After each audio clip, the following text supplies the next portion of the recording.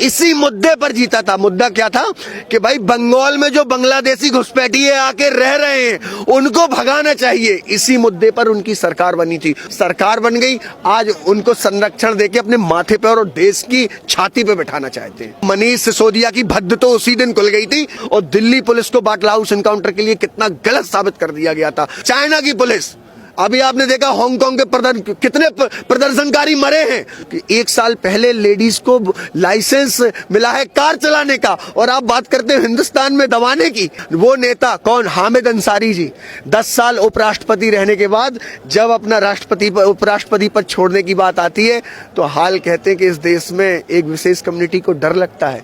केजरीवाल जी ने शायद 1 लाख सीसीटीवी लगवा दिए। भगवान करे उन सीसीटीवीओ में उनके चेहरे आ जाए, और अगर नहीं आते हैं तो काहे कि 1 लाख किसी चोर, डाकू, लुटेरे और घुसपैठियों के बाप का हिंदुस्तान नहीं है। सर इसके लिए बस एक ही चीज कहना चाहूंगा कि बेईमान लोग इस देश के कर्णधार बन गए थे।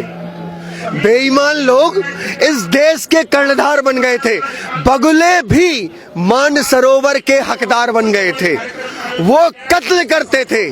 उन्होंने 1947 में बंटवारा किया, उन्होंने 1975 में इमरजेंसी लगाई, उन्होंने 1984 में सिख दंगे किए, उन्होंने 1990 में कश्मीरी हिंदुओं को भगवा दिया। तो वो कत्ल करते थे, ये उनकी आदत होती थी।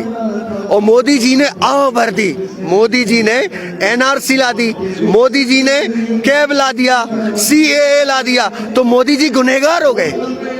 बस ये कहना ये जो सीएबी एनआरसी है ये नेहरू लियाकत पैक्ट के थ्रू ही ये लागू होना था, पर ये लेट हुआ। और अगर अब मोदी जी इसको लागू कर रहे हैं तो क्या मिर्ची लग रही है? सर आप समझो, नेहरू लियाकत तक की बात नहीं है ये। नेहरू और लियाकत तक की तो बात है ही। इसके बाद नवंबर 1947 में कांग्रेस का अधिवेशन हुआ, तब संविधान भी नहीं बना था। कांग्रेस के अधिवेशन में ये प्रस्ताव पास हुआ था कि जो शरणार्थी या जो भी हिंदू, सिख या नॉन मुस्लिम्स अगर पाकिस्तान से नहीं आ पाए हैं तो उनकी, अगर वो वापस आते हैं, वो आना चाहते हैं, तो उनके रहने की, उनकी जॉब की जिम्मेदारी सरकार की और आने वाली सरकारों की होगी।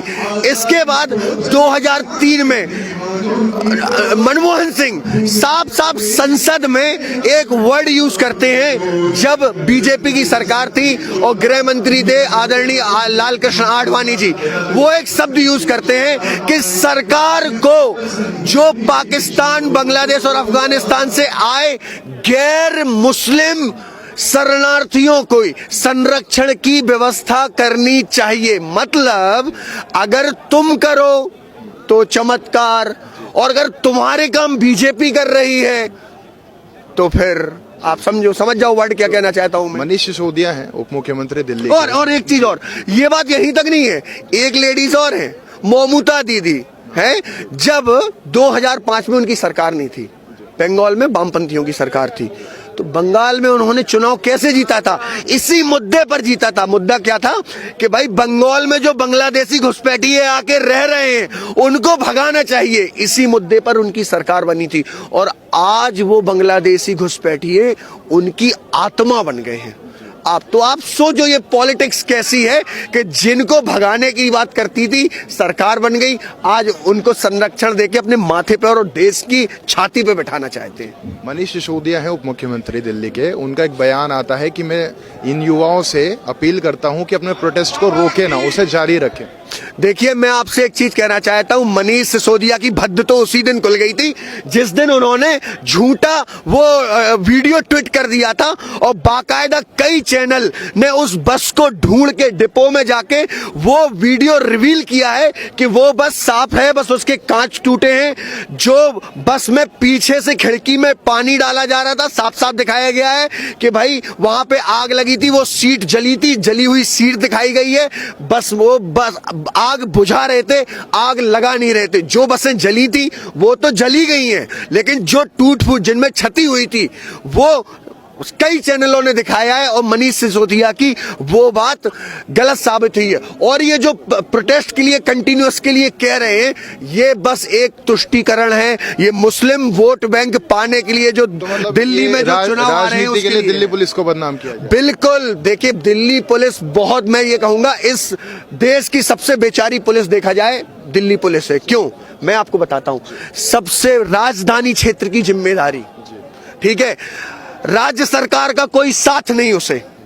नंबर 2, बाटला हाउस एनकाउंटर में आपको याद होगा जो हमारे वो यादव जी थे, संजीव कुमार यादव जी, उन पर तो वो 9 गैलेंट्री मेडल विनर, एक पुलिस, देशभक्त पुलिस पर पूरा दिल्ली और उस तत्कालीन कांग्रेस सरकार उनके पीछे पड़ गई थी।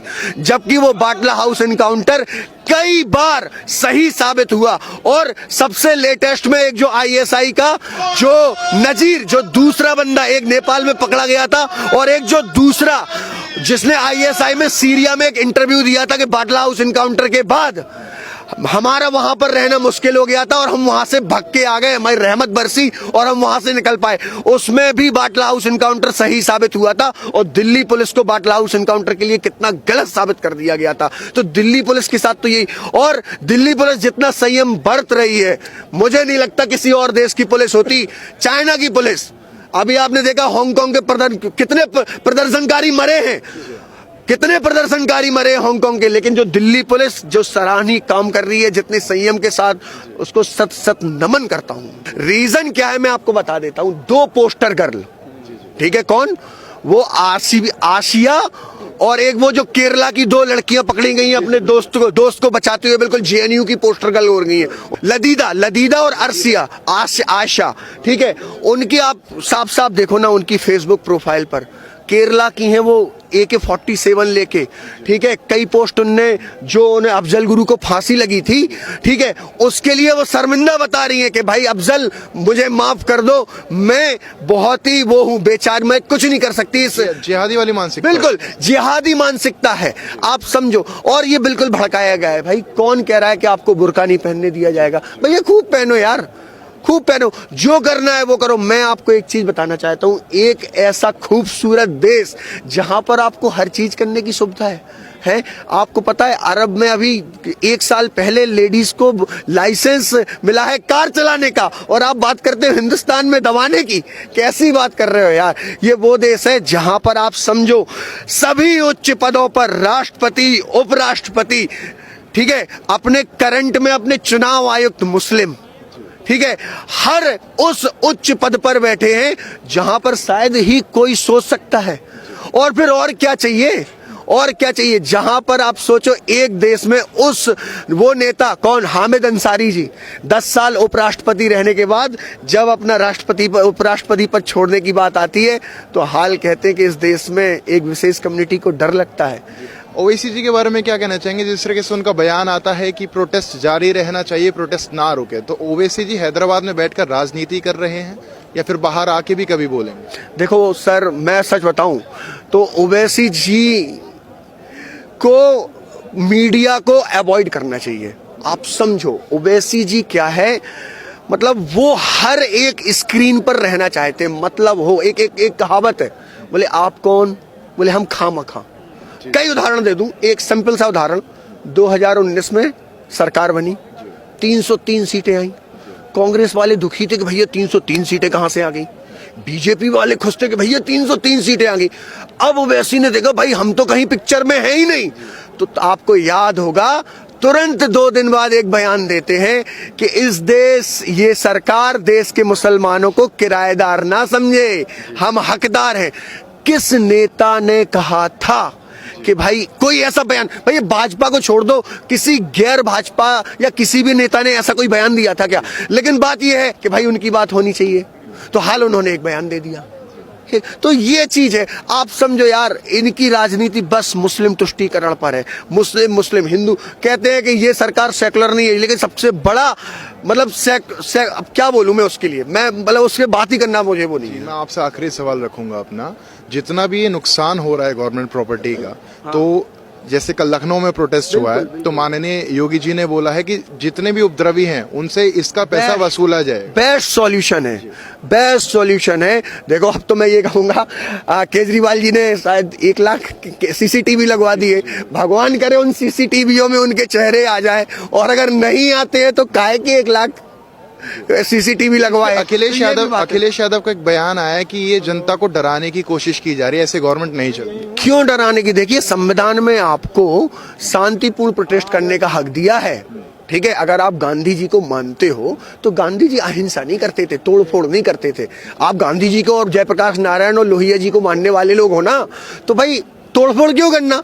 वो तो शांति, वो तो अहिंसा का मार्ग अपनाते थे। लेकिन अगर आपने वो किया है तोड़फोड़, यानी आप गांधीवादी तो हो नहीं, तो फिर आपके टिट फॉर टैट, जैसे को तैसा, ठीक है, आपने तोड़फोड़ की है, उसका हर्जाना आपको बस मतलब आपसे ही वसूला जाएगा, क्योंकि ये पब्लिक प्रॉपर्टी किसी के बाप की नहीं है, ये सरकार की होती है, देश की होती है, ये प्रदेश की होती है। और लास्ट में एक बात और कहना चाहता हूं मैं आपसे कि एक इंदौरी साहब है, उनका शेर आजकल बहुत ज्यादा, तो कहना चाहता हूं कि जो साहिबे मसनद हैं आज, कल भी वही होंगे।